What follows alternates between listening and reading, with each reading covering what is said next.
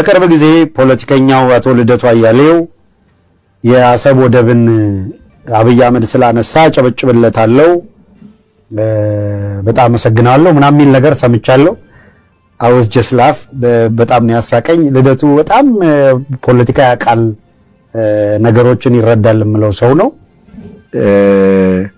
የአሰብ የወደብ ጥያቄ በአጠቃላይ ለኢትዮጵያ የባህር በር ጥያቄ የሱ የረጅም ጊዜ ጥያቄ ነው። የሌላው ማከለ ሁላችንም የረጅም ጊዜ ጥያቄ ነው። ኢትዮጵያ ሲ አክሰስ ሊኖራት ይገባል የሚል ነገር ግን አጀንዳ መቼ እና በምን ሁኔታ ይነሳል የሚለው ለፖለቲከኛ ይጣፋል ብዬ አላስብም። ሲፈልገው የፈለጋችሁትን ውሰዱ ብሎ የሚሰጥ ገዢ በአገር ውስጥ በፈጸመው አፈና ግድያ የህዝብ እንቢተኝነት ሲቀሰቀስና ችግሩ ሲገባ የፖለቲካ አቅጣጫ ለማስቀየር የፖለቲካ ኃይሎች ኤክስተርናል ፋክተርስ ይፈልጋሉ። አንድ ሌማን አርሶ አደር አንድ ሌማን ፖለቲካ ማይረዳ ሰው እንደው በቅንነት ቢለው ምንም ማለት አልነበር። ፖለቲካን በደንብ በልጦ ያውቃል የምትለው ሰው ግን እንዲህ ያለ ሜጀር ስህተት ሲሳሳት ምን ይሆንን ነው የሚያሰኝ ነው። የምር ምንድነው እየተፈጠረ ያለው የሚለው የሚገርም ነው። አብይ ኢትዮጵያ ወደብ ይገባታል ብሎ ለኢትዮጵያ አስቦ እንዳልሆነ ይጠፋዋል ብዬ አላስብም። ማጨብጨብ እጁን ያግለዋል እንጂ ምንም ጥቅም የለው። ምክንያቱም ወደብ እንዲኖር ከማሰብ ለሀገር ቀናነት ከማሰብ እንዳልሆነ እያወቀው ሀገሪቷ እሱ እስካለ ድረስ እየፈረሰች እንደሆነ ከኢሳይያስ ጋር ጫማ መለካካት ውስጥ ሲገቡ ጌታቸው ረዳ ከዚህ በፊት እንዳለው በደርሶ መርስ እንግዲህ ከጌታቸው ረዳ ዛሬ የአቋም ቀይሮ ቢሆንም ከልደቱ 1000 እጥፍ በሚበልጥ መልኩ የአብይ አህመድን ፕላን ዘርዝሮ አቅርቦታል። ልደቱ የጌታቸው ረዳን ያህል ፖለቲካ ይረዳም እያልኩ አይደለም። 1000 ያህል እጥፍ የበለጠው እውነቷን ስለተጋፈጣት ነው የዛን ጊዜ ጌታቸው። አሁን ያንን እውነት ምላሱን መልሶ ቀጥፎ በልቷል። እሱ ምንድን ነበር ያለው? አብይ አህመድ ኤርትራን ኃይል አስገብቶ ሌላውን ኃይል አስተባብሮ ትግራይ ላይ ከዘመተ በኋላ አማራ ላይ ይዘምታል፣ አስመራ ላይ ይዘምታል። ህዝቡን አስተባብሮ ወደብ አስመለስኩላችሁ ብሎ ሁሉ ሊዘፈንለት ይችላል ከብዙ እልቂት በኋላ ብሏል። ይሄንን የሚያደርገው ግን ስልጣኑን በማይነካ መሰረት ላይ ለማስቀመጥ ካለው ፍላጎት የሚመነጭ ነው። ኢትዮጵያ የአሰብን የማንንም የባህር በር ዋቴቨር ጥያቄ ቢኖራት ኢንተርናሊ ኢኮኖሚዋ ደቁ ህዝብ በረሃብ በበሽታ እየተሰቃየ በኑሮ ውድነት መከራና ስቃይ ውስጥ እያለ ፓራዶክሱን ይላችሁ እንዴት ልደቱ ማየት አቃተው? ምን አስቦ ነው ያስባለኝ? አፄ ምኒልክ መረብ ወንዝ ጋር የቆሙት በነበረው ውጊያ ተዳክመዋል።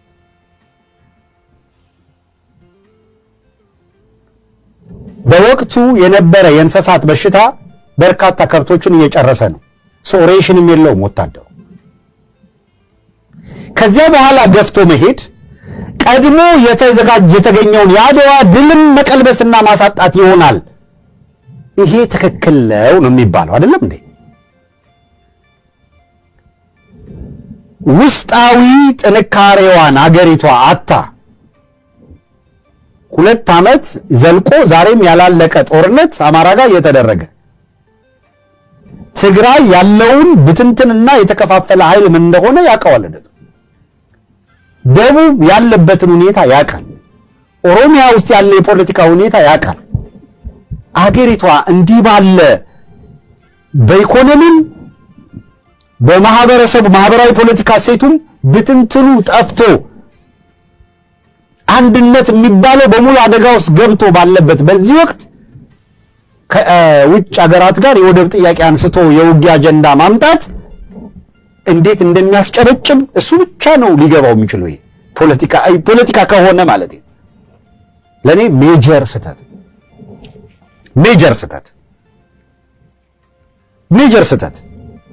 ለኔ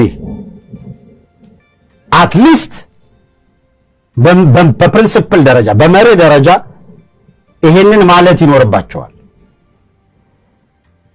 በመሪ ደረጃ እንደዚህ አይነት ሐሳብ ደግፋለሁ ይሁን እንጂ ብሎ አብይ አህመድ አሁን አጀንዳውን ያነሳበትን ምክንያት አገሪቷ ያለችበትን ሁኔታ በማስረዳት በዚህ ወቅት አገሪቷን ወደ ሌላ ጦርነት መውሰድ ከፋኖ ጋር ታግሎ ማሸነፍ ያልቻለ ኃይል እንደገና ሌላ የአየር ኃይል ያለው የባህር ኃይል ያደራጀ የሌሎች አገሮችም ጦርነቱ ከተጀመረ እንደሚገቡበት የታወቀ ለሌላ ድቀትና ውድመት ሊዳርግ የሚችል ከወዲህ ጦረኛ ፖሊሲ የመነጨ አጀንዳ ሲመጣ ልክ ኖርማል የወደብ ጥያቄ የተነሳ አድርጎ በጭብጨባ እንደሚቀበል ማንሳቱ እንዳስገረመኝ ገልጬ ላልፍ ፈልጋለሁ።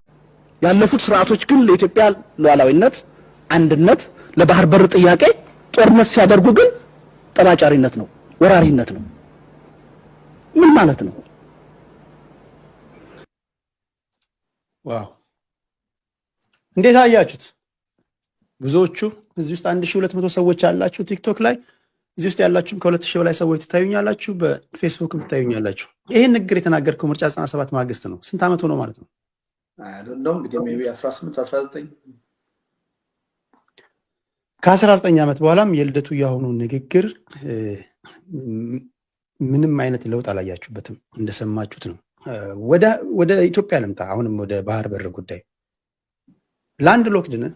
ይሄን የሚያህል ህዝብ ይዘን ለጅቡቲ ከ2.5 ቢሊዮን ዶላር በላይ በአመት እንከፍላለን። ባህር በር ሸቀጥ ለማመላለስ ብቻ አይደለም፣ የናሽናል ሴኩሪቲ ጉዳይ ነው። እስካሁን እስከማውቀው ድረስ በጦርነት የባህር በር እናመጣለን የሚል የለም። ምናልባት አንዳንድ ሰዎች በሶሻል ሚዲያ ላይ እንዋጋለን የሚሉ ነገሮችን ከመስማት በዘለለ ማለት ነው። ላንድ ሎክድ ነን። የባህር በር ሊኖረን የሚችለው በአንተ እይታ እንዴት ነው?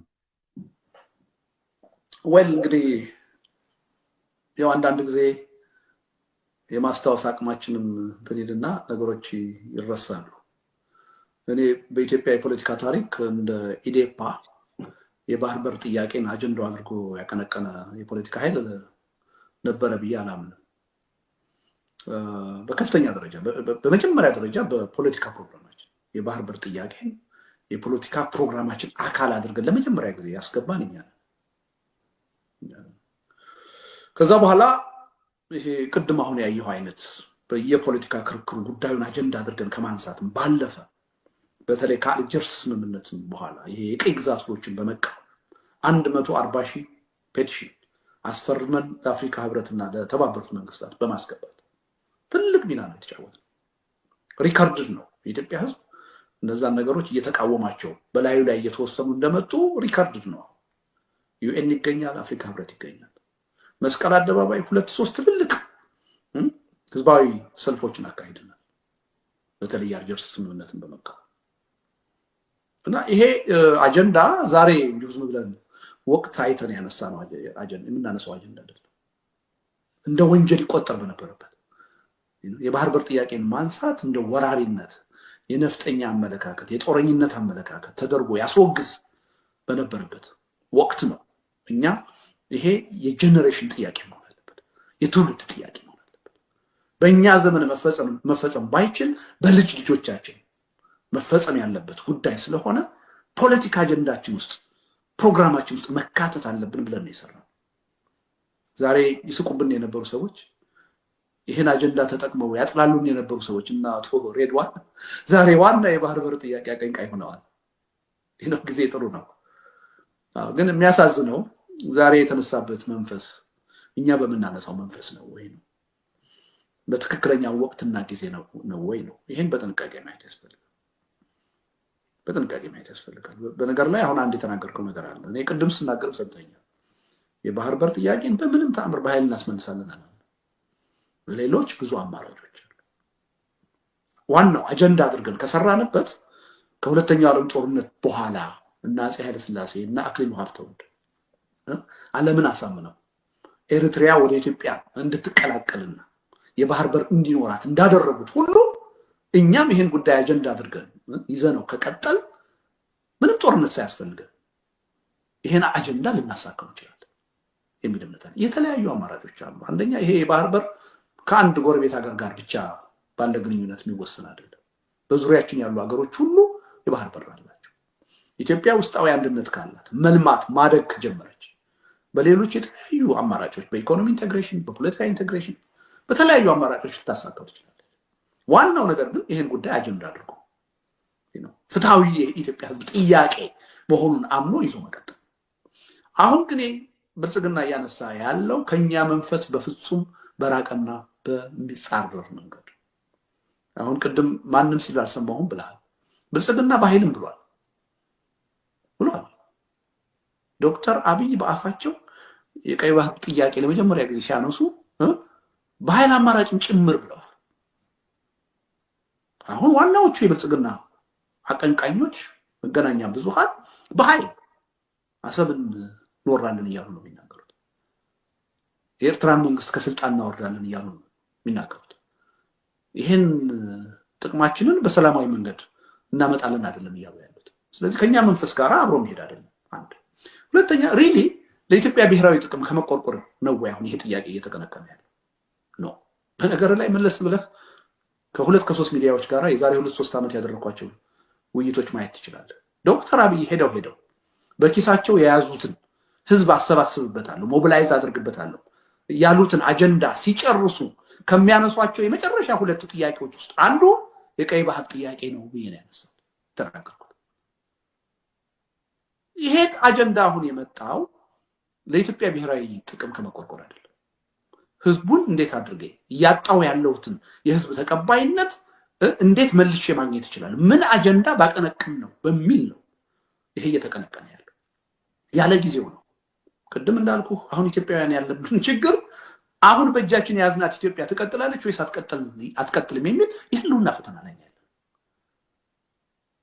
አሁን ያለንበት ወቅት የባህር በር ጥያቄን አንስተን ውጤታማ ማድረግ የምንችልበት አይደለም። ከአካባቢው ጋር ያለን ግንኙነት፣ ከዓለም አቀፉ ህብረተሰብ ጋር ያለን ግንኙነት፣ ውስጣዊ አንድነታችን፣ ያለንበት ቀውስ ይሄን አጀንዳ ለማሳካት የሚያስችል ወቅት ላይ አይደለም። ይህ አጀንዳ አሁን እየተቀነቀነ ያለው ለኢትዮጵያ ህዝብ ታስቦ አይደለም፣ ለብሔራዊ ደህንነታችን ታስቦ አይደለም። ዶክተር አብይ በተለይ ኢትዮጵያኒስት ነኝ ከሚለው አለ ከአማራው ይሄን የባህር በር ጥያቄ በጣም የሚወደው የሚያንገበግበው ህብረተሰብ ይሄን ጥያቄ ይዤ ብቅ ብል ይደግፈኛል ብለው ስላማኑ ይሄን ዛሬ አይደለም የምናገረው። ይሄን ካርድ አንድ ወቅት ላይ እንደሚመዙት ከ2-3 ዓመት በፊት ጥያቄ አላዋጣቸው የመጨረሻ ካርዶች መልሰው ናቸው። የኢትዮጵያ ሊስቱ የአማራው የብሔርተኝነቱ ጥያቄ አላዋጣቸው ተቀባይነት ማግኘት ሲፈልጉ የኢትዮጵያ ሊስቱ አንደኛው ህገ መንግስቱን አሻሽላል ተቀባይነት ማግኘት ሲፈልጉ 2 ካርድ መዛሉ። አንደኛው ህገ መንግስቱን አሻሽላለሁ የሚል እንደውም ይሄን የብሔር ፖለቲካ አስቀራለሁ የሚል ይዘው ብቅ ሊሉ ይችላሉ። ቦልድ እስካሁን ይዘው ብቅ አላሉ፣ ግን ዳርዳር እያሉ ነው። በዚህ በምክክር ኮሚሽኑ ይሄን አጀንዳ ገባ ወጣ እያሉ ነው፣ አልመቻቸው ብሎ። ምክንያቱም በሁለቱም ሚዛን ላይ ተቸግረዋል። የኦሮሞ ብሔርተኝነትን ባቀነቅን ይሻለኛል ወይስ የኢትዮጵያ ብሔርተኝነትን ባቀነቅን ይሻለኛል፣ የትኛው ነው የሚጠቅመኝ የሚለው ሚዛኑ ላይ በትክክል መቆም አልቻለም። በዛ ምክንያት እየወላወሉ ነው እንጂ በምክክር ኮሚሽኑ ይሄን በህገ መንግስቱ ውስጥ ማሻሻያ አድርጌ የብሔር ፖለቲካን ላስቀርላችሁ ነው የሚለውን አጀንዳ ይዘው። ሌላው ግን የመጨረሻው አጀንዳ የቀይ ባህር አጀንዳ። የአማራ ክልል ጦርነት በከፍተኛ ደረጃ ሲቀጣጠል ነው ይዘውት ብቅ ያሉት። ኢትዮጵያኒስቱ አማራው እንደመጡ ከፍተኛ የሆነ ድጋፍ የሰጣቸው በተለይ በትግራይ ጦርነት ወቅት ከፍተኛ ተቀባይነት ያገኙት ማህበረሰብ ከፕሪቶሪያው ስምምነት በኋላ ካጠገባቸው ሲርቅ ነው ይሄን አጀንዳ እንደገና ይዘው ይመጡት እንጂ ኢትዮጵያ አሁን በጣም ከህልውና ጋር የተያያዙ ሌሎች አንገብጋቢ ጥያቄዎች አሏት። እንኳንስ አዲስ ቴሪቶሪ የባህር በርን የመሰለ ትልቅ ጥቅም ልናሳካና አሁን የያዝነውን ማንነት አሁን የያዝነውን ህልውና ይዘን ለመቀጠል እየተንገዳገርን ያለንበት ሁኔታ ነው ያለው። ከቅደም ተከተልም አንፃር ተገቢ ነው ብዬ አላምንም። ሞቲቭም ትክክል ነው ብዬ አላምንም። ስልቱም ትክክል ነው ብዬ አላምንም። በኃይል ነው እየተባለ ያለው። ይሄ ቅድም እንዳልኩ ጦርነትን መጀመር ቀላል ነው። አንድ ጊዜ ከገባህበትና ከጀመርከው ግን የት ላይ እንደምትቋጨው በምን ውጤትም እንደሚቋጭ አይታወቅም።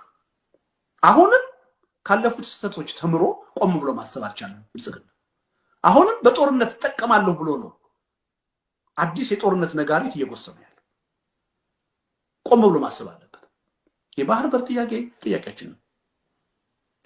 ማንም መንግስት መጥቶ ያንሳው የምንደግፈው መንግስት ይሁን የምንቃወመው የራሳችን አጀንዳ ነው። ኢትዮጵያውያኖች በትውልድ እየተወራረስን ይዘነው መቀጠል ያለብን አጀንዳ ነው። ግን ይህን አጀንዳ በሀቅ መሆን አለበት ከሞቲቭ አንፃር፣ በትክክለኛው ወቅትና ጊዜ መሆን አለበት ከታይም አንፃር፣ በትክክለኛው ስልት መሆን አለበት ከአካባቢያችንም ከዓለምም በማያጣላን ሁኔታ፣ ውስጣዊ ችግራችንንም በማያባብስ ሁኔታ መሆን አለበት።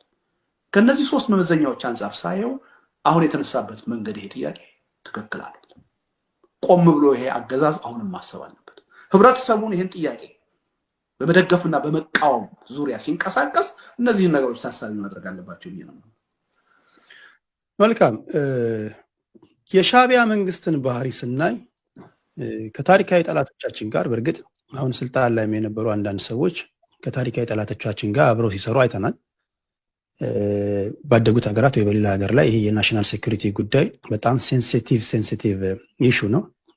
ቀደም ሲልም እዚህ ቲክቶክ ላይ ለነበሩ ስነግራቸው ነበር። ያለንበት ድክመት ድህነታችን እና አቅም ማጣታችን ካልሆነ በስተቀር በአቅራቢያችን ላይ ለብሔራዊ ደህንነታችን ስጋት የሆኑ ኃይሎች መጥተው የፖለቲካም ሆነ የሚሊተሪ አላያንስ ሲፈርሙ ወይም ደግሞ ሲስማሙ ማየት ሞት ነው ለኛ። የትኛውም ሀገር አይቀበሉም። ለምሳሌ አሜሪካን፣ አሁን አንተ ያለበት አምስተኛው የአሜሪካ ፕሬዚዳንት ሞኖሮ ዶክትሪን የሚባል አላቸው። አምስተኛው የአሜሪካ ፕሬዚዳንት ነው፣ ጄምስ ሞኖሮ ይባላል። እና የትኛውም የዓለም ሀገር ዌስተርን ሄሚስፌር ላይ መጥቶ ወታደራዊም ሆነ ምንም አይነት ስምምነት መፈረም አይችልም። ይሄ በተለይ ለናሽናል ሴኩሪቲ ትሬት የሆነ ጉዳይ ላይ ማለት ነው። የኩባን ሚሳይል ክራይሲስ ማየት እንችላለን። ይሄንን ይዘን ወደ ሀገራችን ብንመጣ ማንኛውም ሀገር በናሽናል ሴኩሪቲ ጉዳይ ላይ የማይደራደር ከሆነ ግብፅ እየመጣች ከሶማሌ ጋር የሚሊተሪ አላያንስ ትፈራረማለች። አልሲሲ በታሪካቸው ለመጀመሪያ ጊዜ በግብፅ ታሪክ ለመጀመሪያ ጊዜ ወደ ኤርትራ መጥተው ከኢሳያስ አፈወርቂ ጋር ምን እንደሚነጋገሩ አናውቅም። የደህንነቶቻቸው ሰዎች ይመጣሉ፣ ወታደራዊ ሰዎቻቸው ይመጣሉ፣ ይገባሉ፣ ይወጣሉ። ግብፅ ታሪካዊ ጠላታችን ናት። ኤርትራ ወይም ደግሞ የሻዕቢያ መንግስት በኢትዮጵያ ፖለቲካ ውስጥ አሁንም እጄን አላሳርፍም፣ ጣልቃ ገብነቴ መኖር አለበት የሚል ሀሳብ እንዳላት በተደጋጋሚ የምናየው ነው። በእርግጥ ስልጣን ላይ የሚወጡ ሰዎች በተለያዩ መንገዶች ስለፈቀዱላቸው ነው ይሄ ሊሆን የሚችለው እና እነዚህን ሁኔታዎች ወስደን ግብፅን እየተጠቀመች ኤርትራ በውስጥ ጉዳያችን የምትገባ ከሆነ የባህር በር ጉዳይ በሰላማዊ መንገድም ስናነጋግራት እምቢ እያለች ነው የሚል ምላሽ እንግዲህ የሰማን ነው። የምትከራዩ ከሆነ ትከራያላችሁ እንደ ጅቡቲ እንጂ በተረፈ ይሄ ለወታደራዊ ቤዝ የሚሆናችሁን ቦታ አንሰጣችሁም የሚል አቋም ነው ያላቸው። ቀደም ሲል እንዳልኩት የባህር በር ጉዳይ ሸቀጥ ለማምጣትና ለማስገባት አይደለም፣ የናሽናል ሴኩሪቲ ጉዳይ ነውና በሰላማዊ መንገድ የባህር በር አክሰስ ቱ ዘ ሲ ፈቃደኛ ካልሆኑ ይሄ መንግስት በኃይል ተግባራዊ ያደርጋለሁ ቢል የኢትዮጵያም ሕዝብ የባህር በር ያስፈልገኛል ብሎ ቢነሳ ስህተት ይሆናል? አዎ ቅድም ነግሬያለሁ። አሁን ባለው በ21ኛው ክፍለ ዘመን በዓለም አቀፍ ደረጃ በዩኤን እውቅና ያለውን አንድ አገር በኃይል ወረህ የባህር በር ጥያቄን ማሳካት አትችልም። አሳካለሁ ካልክ አደገኛ ውጤት ነው የሚያስከትለው እና ተገቢ አይደለም። ባጭሩ ግን ያነሳውን ጥያቄ ከውጭ ኃይሎች ጋር አያይዘ ሰፋ አድርጎ ማየት ጠቃሚ ይመስለኛል፣ ሰዓትም ካልተሻለ። በቀደም አንድ ቪዲዮ እናንተ ያደረጋችሁትን ውይይት ልካልኝ ነበር እና አሁን የብልጽግና ደጋፊዎች በዚህ ጥያቄ ላይ ሰዎች ያላቸውን አቋም በክርክር መሞገት አይደለም እየፈለጉ ያሉት፣ ተሎ ብለው ባንዳ ብለው ጥላሸት መቀባት ነው እየፈለጉ ያሉት። ነገሩን ከህዝብና ከአገር ጥቅም አንፃር ከወቅታዊነት አንፃር መመዘን አይደለም የሚፈልገው። በዚህ ጉዳይ ላይ ሪዘርቬሽን ያላቸው የተለየ አመለካከት ያላቸውን ሰዎች ተሎ ብለው ባንዳ የሚል ታርጋ መለጠፍና አፍ ማዘጋት ነው እየተፈለገ ያለው። ይሄ ስህተት ነው። ይሄ ትልቅ ጉዳይ ነው፣ ከህልውናችን ጋር የተያያዘ ነው። ነፃ በሆነ የህዝብ ውይይት ነው እንዲህ አይነቱን ነገር አድሬስ ማድረግ ያለብን እንጂ በአፈና አይደለም፣ በፍረጃ አይደለም። እና ትልቁ ዘመቻ አሁን በዚህ ረገድ የተለየ አመለካከት ያለንን ሰዎች ባንዳ ብሎ መፈረጅ።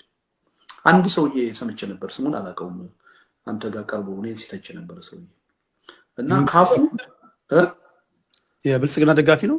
የብልጽግና ደጋፊ ነው። ካፉ ባንዳ የሚል ነገር ጭራሽ አይለይም። በቃ ባንዳ ባንዳ ባንዳ ነው። ግን ባንዳ ትርጉሙ ምን እንደሆነ እንኳን አያውቅም። ባንዳ ማለት ከውጭ ኃይሎች ጋር መተባበር ነው። ለሀገር ውስጥ ክፍፍል፣ ለሀገር ውስጥ የፖለቲካ ችግር ባንዳ የሚለውን ትርጉም ጥቅም ላይ አታውል። መንግስትን የሚቃወምን ሰው ባንዳ ይሉታል። ከኦላ ጋር ወይ ከቲፒኤልኤፍ ጋር ወይም ከፋኖ ጋር የቆመን ሰው ባንዳ ይሉታል። ባንዳ ምን እንደሆነ እንኳን ትርጉሙ ሳያውቁ ነው እንደዚህ አይነት ትችት የሚያቀርቡት። እና እኔንም አሁን በባንዳነት ለምሳሌ ወደ ሀገር ውስጥ እንዳልገባ የተከለከልኩት ባንዳ ስለሆንኩ አድርገው ሊከሱኝ ይሞክራሉ። ሲፈልጉ ሽብርተኛ ይሉኛል፣ ሲፈልጉ ባንዳ ይሉኛል። እኔ ምናልባት ኢትዮጵያ ውስጥ ሰውና ሰው መወዳደር ፖለቲከኛ ማለት ነው አንድ ፖለቲከኛ ከሌላ ፖለቲከኛ ጋር መወዳደር ካለበት ጸረ ባንዳ በመሆን አሸናፊ መሆኑ ነው። ሪካርዴ ከመጀመሪያ እስካሁን ድረስ የሚያሳየው ጸረ ባንዳነት ነው። በኢህአዴግ ጊዜ ፓርላማ ውስጥ ሆኜ በደርግ ጊዜ ኢህአፓና ቲፒኤልኤፍ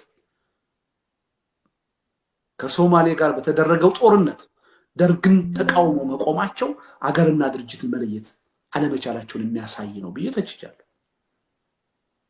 ኢስላሚክ ኮርት እኔ ፓርላማ በነበርኩበት ጊዜ ጂሃድ በኢትዮጵያ ላይ ሲያወጅ የኛ ፓርቲ ብቻ ነው ይሄ የሀገር ጉዳይ ኢህአዴግን ስለጠላ ነው ኢህአዴግን ስለምንቃወመው ይህን ጉዳይ እንቃወም፣ ይህን የጂሃድ ጦርነት ለመመከት የኢትዮጵያ መንግስት የሚያደርገውን ዘመቻ እንደግፋለን ብለን ነው። በ27 ዓመቱ ስርዓት ከሻቢያ ጋር ከግብጽ ጋር ቀለብ እየተሰፈረላቸው ይደራጁ የነበሩ የኢትዮጵያ የፖለቲካ ኃይሎችን ሳወግዝ ነው የነበረው። ባንዳነት ነው ይሄ። ኢትዮጵያውያን እርስ በርስ እንተባበር እንጂ ከታሪካዊ ጠላቶቻችን ጋር መተባበር ቀለብ ሊሰፈርልን አይገባም ብዬ ነው ስቃወም ነበር። ዶክተር አብይ ከመጡ በኋላ የኤርትራን መንግስት ጋብዘው የራሳቸውን ህዝብ ትግራይ ውስጥ ሲያስጨፈጭፉ በአደባባይ ወጥቼ ነው ይሄ ባንዳነት ነው ትክክል አይደለም ብዬ ነው የተቃወምኩት። ይህ አቋም ያሁንም ይቀጥላል። በቅርቡ ታስታውሳለህ ከሶማሌላንድ ጋር ብልጽግና ፓርቲ ሄዶ የማይገባ ስምምነት ሲፈራረም አውግዣለሁ። የጨረቃ ወደብ ስምምነት ነው ብዬ የትም አይደርስም ቆይታ ያላችሁ ይከስማል ብዬ ነው የተናገርኩት። የሆነውም ይሄ ነው። ግን ይሄን ሰበብ አድርጋ ሶማሊያ በኢትዮጵያ ላይ ተንኮል ስታሴር ግብፅን ኤርትራያን አሰባስባ ኢትዮጵያን ለማስጨነቅ ስትሞክር ግን ምንድን ነው ያሉት? ኖ የኢትዮጵያ መንግስት ይሄን ማድረጉ ስህተት ነው። ይሄን ጉዳይ ተጠቅመሽ ግን በኢትዮጵያ ላይ ጦርነት ለማወጅ ካሰብሽ ሁላችንም ከመንግስት ጋር ነው የምንቆመው። ይሄ ሀገር ጉዳይ ነው። ችግሩን በመፍጠር ረገድ ትልቁን ሚና የተጫወቱት ዶክተር አብይ መሆናቸውን እያወቁ እያዘንኩ እየመረረኝ ግብጽ ጋር አብረሽ ቆመሽ ኢትዮጵያን የምትወሪ ከሆነ ከኢትዮጵያ መንግስት ጋር ቆሜ ነው የምዋጋው ነው ያልኩት። ጸረ ባንዳነት ይሄ ነው። አየህ ኮንሲስተንትሊ ከመጀመሪያው ጀምሮ ትናንትና እንዴት ኢሳያስን ተቃወምክ ተብዬ ነው ዘመቻ ሲካሄድብኝ ነበር። ያን ዘመቻ ያካሄዱብኝ ሰዎች ዛሬ የኤርትራ ጠላቱ ናችሁ ደግሞ ለምን አትቆሙ እያሉ ደግሞ ያወግዙናል። እና በዚህ ዙሪያ ያለንን አመለካከት ከባንዳነት ጋር ማያያዝ ትክክል አይደለም። ሰከን ብሎ ቅድም ካነሷቸው 3 መስፈርቶች አንፃር ማየት ጠቃሚ ነው። አሁንም ቢሆን አሁን አዲስ ትኩስ የሆነ የፖለቲካ ሁኔታ ተፈጥሯል። ጦርነት እያንዣበበ ነው። በቅርብ ጊዜ ከሪዮት ጋር ባደረኩት ኢንተርቪው ተናግሬያለሁ። ኢትዮጵያ ውስጥ ያለ ማንም የፖለቲካ ኃይል የትኛውንም አይነት የፖለቲካ ችግር ቢኖርበት ከኤርትራ መንግስት ጋር ተባብሬ ይሄን ችግር እፈታለሁ የሚል ከሆነ አሁንም ስህተት ትክክል አይደለም። ይሄንም ነው እኔ ይሄ የኔ አቋም ነው። የኢትዮጵያ መንግስት ግን ግብጽ ጥቅሜን ለማስከበር ሱሳይድ ቦምበር እኔም ቢሆን ነው ያሉት ጠቅላይ ሚኒስትሩ ልቀን እናፈነዳለን ብለህ እየተናገርክ ግብጽ አርፋ ተቀምጥልኝ ልትል አትችልም። እንኳን እንደዚህ ብለህ እየተናገርክ ቀድሞውንም ቢሆን ስትራቴጂክሊ ኢትዮጵያ በጠላትነት ፈርጀው ነው የሚሰሩት። የታወቀ ነው። አባይ እስካለ ድረስ ከዚህ ነፃ ብንሆናቸው የሶማሊያን ሉዓላዊነት ጥሰህ ከሶማሌላንድ ጋር ሄደህ ፊርማ እየተፈራረምክ ሶማሊያ በእኔ ላይ አታሲርብኝ ልትል አትችልም። የኤርትራ መንግስት ተቃዋሚዎችን በአደባባይ አዲስ አበባ ላይ እየሰበሰብክና እያሰለጠንክ ኤርትራ በውስጥ ጉዳይ ላይ ጣልቃ አትግባ ልትል አትችልም። አሰብን በኃይልም ጭምር ቢሆን አስመልሳለሁ እያልክ ኤርትራ በውስጥ ጉዳይ ጣልቃ አትግባብኝ ልትል አትችልም። ይሄ መንግስት ደብል ስታንዳርድ ነው የሚያራምደው ነገር። ይህን ችግር በመፍጠር ረገድ ትልቁን ሚና እየተጫወተ ያለው ይችን ሀገር ከፍተኛ የሆነ የዲፕሎማሲ አጣብቂኝ የሴኩሪቲ አጣብቂኝ ውስጥ እያስገባት ያለው ይሄ መንግስት ነው። እነዚህን ነገሮች በሚዛን ማየት አለብን። አሁንም ቢሆን የኤርትራ መንግስት ከዶክተር አብይ ጥቃት ይሰነዘርብኛል ብሎ ከልቡ ከሰጋ ደንበሩን አጥሮ መከላከል አለበት እንጂ ኢትዮጵያን ለመውረር መሞከር የለበት። ትልቅ ታሪካዊ ስህተት ነው የሚሆነው፣ ለኤርትራ ህዝብ ማይጠቅም። የኢትዮጵያ መንግስትም የብልጽግና መንግስት በእርግጥም ከኤርትራ የሚመጣብኝ ጥቃት አለ ወረራ ይመጣብኛል ብሎ ካሰበ ደንበሩን አጠናክሮ መጠበቅ ነው እንጂ ያለበት በኤርትራ ህዝብ ላይ በኤርትራ ቴሪቶሪ ላይ ወረራ መፈጸም የለበት።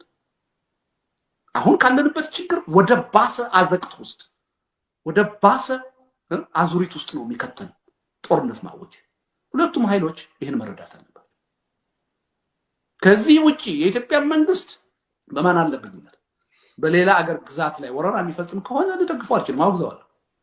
የኤርትራ መንግስት የትኛውንም ነገር ስበብ አድርጎ የኢትዮጵያን ሉዓላዊነት የሚጋፋ ወረራ እፈጽማለሁ ካለ እቃወመዋለሁ። መቃወም ብቻ አይደለም፣ አቅምና ሁኔታ ከፈቀደልኝ ይታገላል። ኢትዮጵያውያኖች ነገሮችን በዚህ ሚዛን ማየት አለብን። በጭፍን ማየት የለብንም። ዝም ብለን የፖለቲካ ኃይሎች መጠቀሚያ መሆን የለብንም።